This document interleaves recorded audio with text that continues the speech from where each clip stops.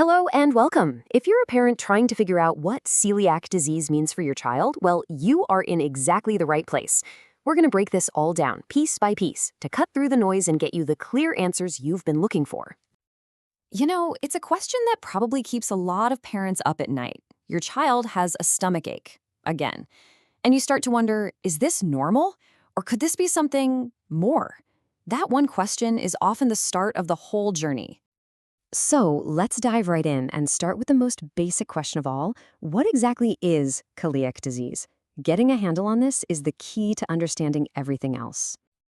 Okay, so at its heart, it's a hereditary disorder. That just means it can be passed down in families. And it's all about how the small intestine, a really important part of our body, reacts when it comes into contact with a specific protein called gluten.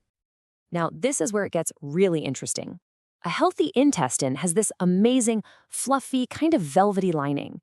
Think of it like a plush carpet. It has a huge surface area to grab all the good nutrients from food. But with celiac disease, that lining gets damaged and becomes smooth and flat. And a flat surface, well, it just can't absorb all those essential vitamins and minerals your child needs to grow. So what's the culprit? It's this protein called gluten, and it's found in so many of the grains we eat all the time. Wheat, barley, rye. We're talking Moe's breakfast cereals, the bread in their lunchbox, the pasta for dinner. For most kids, it's pretty much everywhere. And you might be surprised to hear this isn't some super rare thing.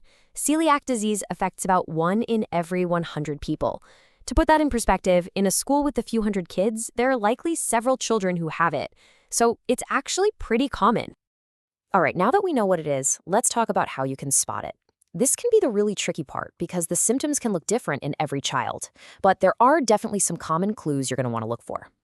First up, you've got the clues that you might expect, the digestive ones. Things like ongoing diarrhea or even constipation. You might notice a swollen, bloated tummy, or your child might complain about stomach pain and nausea.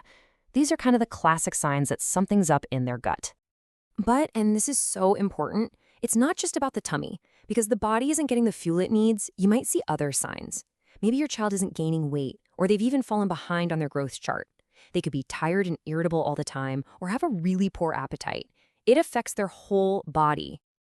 Okay, so you've seen some of these signs, and you're concerned. What happens next?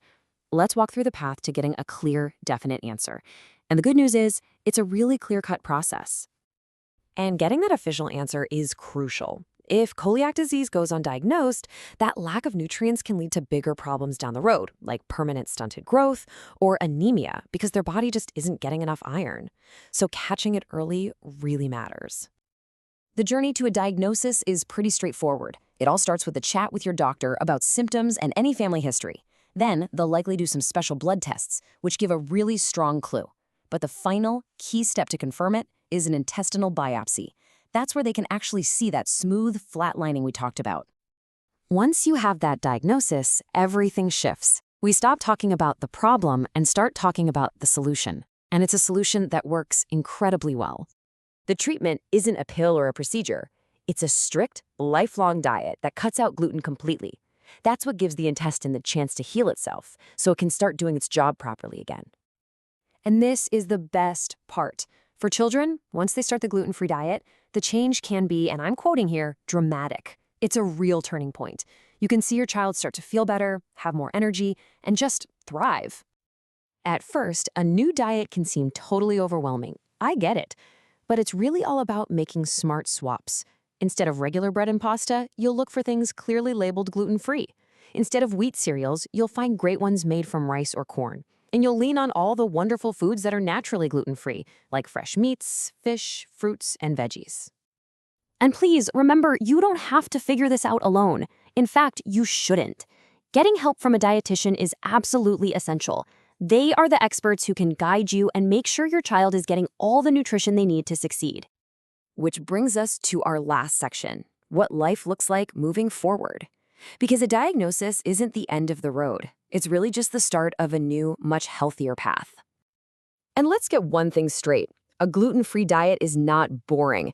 These days, supermarkets are packed with so many amazing and tasty gluten-free foods. We're talking breads, pastas, cookies, you name it. Your child will not be missing out. So, just a few final things to keep in mind.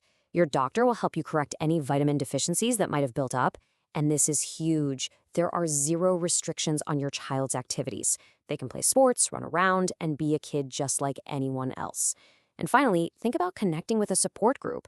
Talking to other families who get it can be an incredible help. So yes, it starts with a new diet, but what it really is a brand new chapter. A chapter where your child feels great, grows strong, and is set up for a lifetime of health. Thank you so much for joining me.